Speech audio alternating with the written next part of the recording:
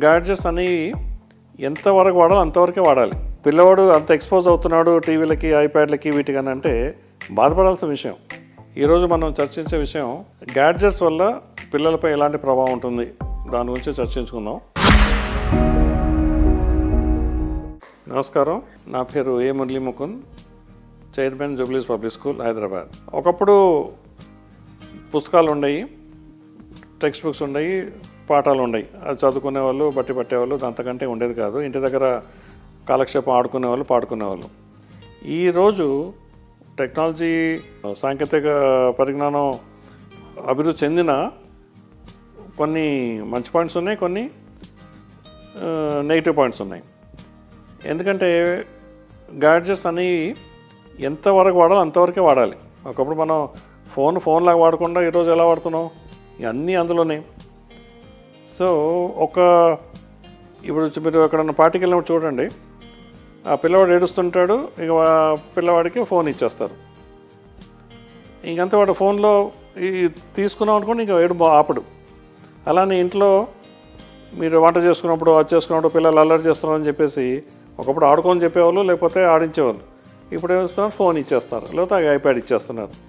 ఇంక కొంతమంది పేరెంట్స్ చూస్తుంటాం మేము, మా అబ్బాయి బ్రహ్మాండంగా ఐఫోన్ వాడతాడండి, వాడికి ఇదొచ్చు, అదొచ్చు, ఇదొచ్చు అంటారు. ఈ జనరేషన్ అందరికీ వచ్చండి, మీ అబ్బాయికే కాదు, ప్రతి ఒక్కరికి వచ్చు. అది మనం సంతోషపడాల్సిన విషయం కాదు. అది అంత చిన్న వయసులో ఆ పిల్లవాడు అంత ఎక్స్పోజ్ అవుతున్నాడు టీవీలకి, ఐప్యాడ్లకి, వీటికని అంటే బాధపడాల్సిన విషయం. అది చూడకూడదు, చూస్తే రేపు పొద్దున అందులో ఒకసారి చూసిన తర్వాత మర్చిపోడు పిల్లవాడు, అలాంటివి చూడాలనుకుంటాడు. సో అందుకని మీరు హోటల్ కూడా ఒకసారి చూస్తుంటాను, నలుగురు ఉంటారు, నలుగురు మాట్లాడు. ఈవెన్ పిల్లవాడు కూడా వాడుకో ఫోన్ ఇస్తారు, లేదా ఐప్యాడ్ ఇస్తారు, వాడు ఏదో చేసుకుంటాడు, పేరెంట్స్ ఏదో చేసుకుంటుంటారు. అందరూ కూర్చొని తినేదానికంటే ఎక్కువ ఫోన్లో చూసుకునే దానికి ఉంటుంది. నేను అప్పుడప్పుడు మీరు ఆ ఫోన్లో పక్కన టేబుల్కి వెళ్ళి నేను లాగేసి మీరు మాట్లాడుకొని చెప్తుంటాను.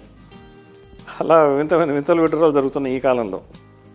అందుకని నేను ప్రతి పేరెంట్కి ప్రతిసారి ఎప్పుడు ఏం చెప్తానంటే, గ్యాడ్జెట్స్ కూడా రేషన్ షాపింగ్, రేషన్ ఉంటుంది కదా మీకు, ప్రతిదీ బియ్యం రేషన్, ఆ రేషన్ అన్నట్టు గ్యాడ్జెట్స్ కూడా రేషనింగ్ చేయండి. అంటే టైం పిల్ల అసలు ఇవ్వద్దని అంటే, ఇప్పుడు టీవీ చూడాలి అని అంటే మీరు పెట్టండి, ఒక 1 hour టైం పెట్టండి. అంటే దట్ ఇస్ అ రేషనింగ్. నీకు ఈ రోజుకి ఇంత, లేకపోతే సాటర్డే రోజు ఎక్కువ సెలవు కాబట్టి ఎక్కువ టైము, లేకపోతే ఫోన్ ఇస్తారా, ఇవ్వండి ఇంత టైము. సో రేషనింగ్ పెట్టుకోండి. ఒకరోజు కావాలంటే నో గ్యాడ్జెట్ డే పెట్టండి. కొన్ని విదేశాల్లో చేస్తారట అలా. ఆ రోజు అసలు గ్యాడ్జెట్స్ వాడరు, ఇంట్లో ఎవరు వాడరు. సో అలాంటి సిచ్యువేషన్ క్రియేట్ చేయాలి, లేకపోతే ఫ్యామిలీ లైఫ్ తగ్గిపోతుంది. ఇదంతా గ్యాడ్జెట్ లైఫ్ కదా, మెకానికల్ లైఫ్ అంటాం, ఇంక మెకానికల్ లైఫ్ గ్యాడ్జెట్ లైఫ్ అయిపోయింది. సో ఈ గ్యాడ్జెట్స్ దుష్ప్రభావం చాలా ఉంటాయి. ఫర్ ఎగ్జాంపుల్, నాకు కొన్నిసార్లు కొన్ని పేరెంట్స్ చెప్తుంటారు, ఈ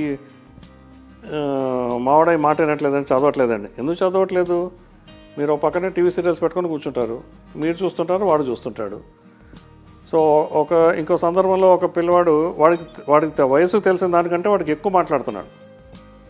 ఎందుకు ఇంత పరిజ్ఞానం ఎలా వచ్చింది, వీడికి ఇన్ని విషయాలు ఎలా వచ్చింది, తెలుసుకొని విషయాలు ఎలా తెలుస్తాడని మేము అన్నీ ఆరా తీస్తే, ఫాదర్ మంచివాడే, మదర్ కూడా చాలా మెత్తగా ఉంది. మెల్లగా కూర్చొని అడిగితే అప్పుడు తెలిసింది ఏంటంటే, ఈ టీవీ సీరియల్స్లో మన ఎలా ఉంటాయి ఈ కాలం సీరియల్స్, అత్తగారు కొట్టుకోవడం, లేకపోతే పెళ్ళి, ఇలాంటి రకరకాల ఎన్ని ప్రేమ ఇవన్నీ ఉంటాయి. వాడన్నీ మొత్తం ఒక అవగాహన వచ్చేస్తుంది వాటి మీద, 4వ క్లాసు 5వ క్లాసు. సో ఏముందిలే అనుకుంటాము, కానీ ఇన్ని జరుగుతాయి. అలానే ఒక్కోసారి ఇంకో సందర్భంలో తీసుకెళ్ళి ఆ పిల్లోడికి అనుకున్న మాట్లాడుతున్నాడు. ఎందుకు అంటున్నాడా అని చెప్పేసి అంటే, లేదండి మా అబ్బాయి చాలా మంచోడండి అంటది తల్లి. సరే మళ్ళీ ఆరాధిస్తే ఇంటి పక్కనే బ్యాచిలర్స్ ఉంటారు. సో ఆ ఐప్యాడ్ తీసుకెళ్ళి అక్కడ ఆడుకోరా అని పంపిస్తుంది. వీడికంటే ఎక్కువ ఆ పిల్లలు బ్యాచిలర్స్ ఏం చేసేవారు ఏంటో వీడు చూసేవాడు వాళ్ళతో పాటు, వీడికి వచ్చి అనుకున్న మాట మాట్లాడుతాడు. సో మొత్తం ఒక మీకు సిస్టము, ఒక పద్ధతి పోయి అసలు పిల్లడు తప్పుతోనే పోతాడు. సో అందుకని గ్యాడ్జెట్స్ అనేది చాలా మితంగా, జాగ్రత్తగా మీరు కంట్రోల్ ఉండేటట్టు ఇవ్వాలి తప్ప ఎలా పడితే అలా ఇవ్వకూడదు. సో అది దాన్ని పాజిటివ్గా అవసరం ఉపయోగించుకోవాలని, వేరే రకం ఉపయోగించుకుంటే మీకు దుష్ఫలితాలు వస్తాయి. తర్వాత మీరు బాధపడే ప్రయోజనం ఉండదు. ఎందుకంటే అన్నీ తెలిసిన తర్వాత మర్చిపోడు, ఇంకా అదే మీరు ఎంత వద్దన్నా ఇంకా అటే వెళ్తాడు. అందుకని నా సలహా ఏంటంటే జాగ్రత్తగా మితంగా ఇవ్వండి. ఇప్పుడు ఆన్లైన్ అంటారు, ఆన్లైన్ తప్పదు, కానీ మీరు ఒక చూపు వేసి ఉంచాలి, ఎంతవరకు ఇవ్వాలి అంతవరకు ఇవ్వాలి అని నా సలహా పాటిస్తారని అనుకుంటాను. ధన్యవాదాలు, మళ్ళీ కలుద్దాం.